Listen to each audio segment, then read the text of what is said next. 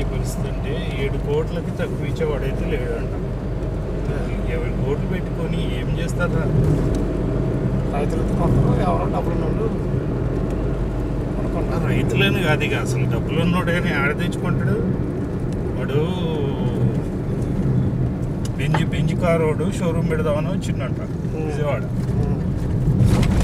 2-3 చోట్ల వాడికి నచ్చాడు. ఇంకా 10 కోట్లకి తక్కువ ఇవ్వమన్నారంట. మూసుకొని పోయాడు. రారుగా అవసరం ఉన్నోడే హైదరాబాద్ వచ్చి కొనుక్కుంటాడు అనుకుంటాడు కదా.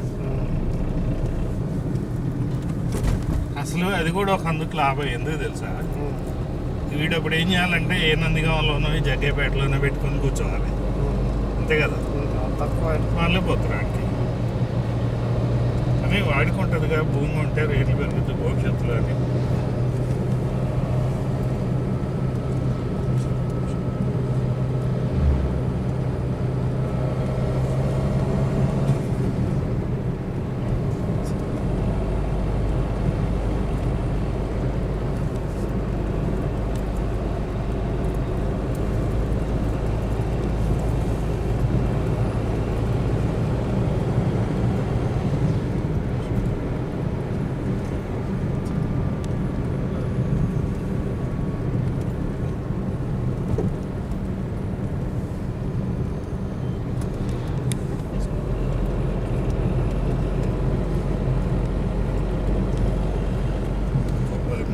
కొబ్బరి పీసు,